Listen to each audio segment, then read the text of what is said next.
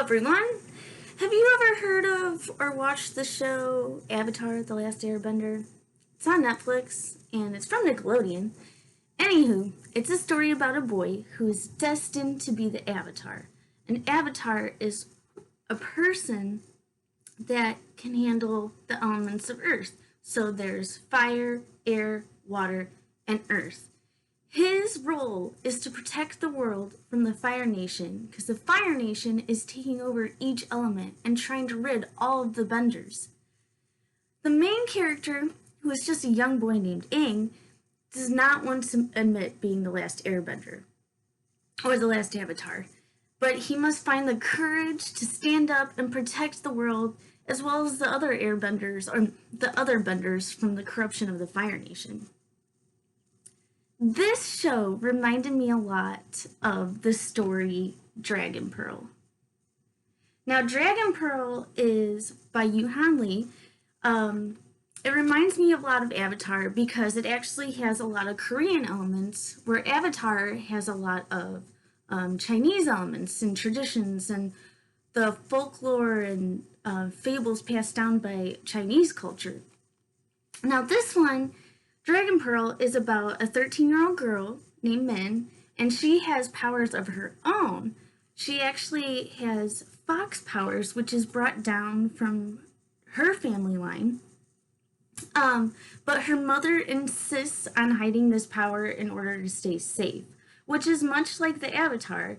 A lot of the characters in Avatar are trying to catch him because he's so strong. So he has to hide it for so long. And this is what Min does too.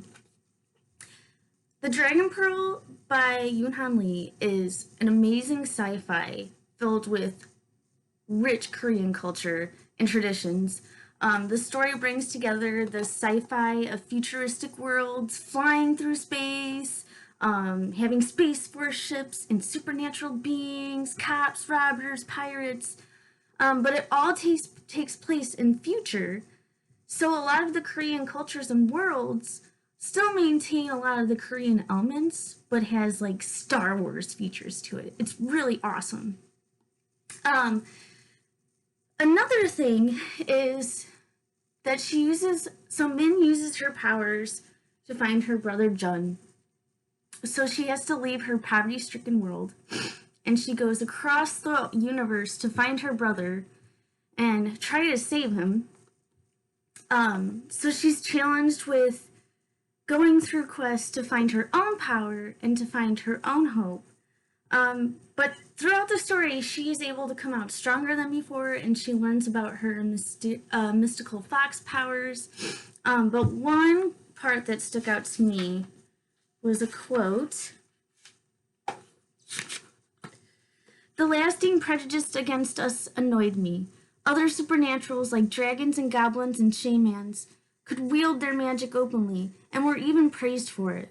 Dragons used their weather magic for agriculture and the time-consuming work of terraforming planets. Goblins with their invisibility caps could act as secret agents. Their ability to summon food with their magical wands came handy too. Shamans were essential for communicating with ancestors and spirits, of course. But we foxes, though, we had never overcome our bad reputation. At least most people thought we were extinct nowadays." So I love this quote because it even touches on oppressions or discrimination, because there's a whole bunch of powers in the story and magical beings, but Min and her family, with the line of having fox powers, has to be hidden. And I'm not going to tell you why. You have to read that yourself. So I really love that because it does use discrimination as a big point. And I think that's a great way to teach children about racism and other things. Not essentially being told from race and different ethnicities, but it's being shown through different magical powers, which I think is a great way to compare yourself, because I think everyone has a little bit of powers. I do.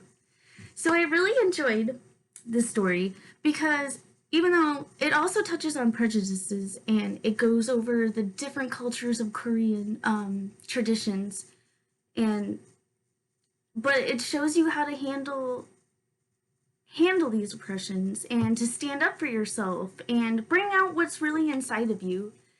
So I really enjoyed this story. Again, Dragon Pearl by Yoon Lee.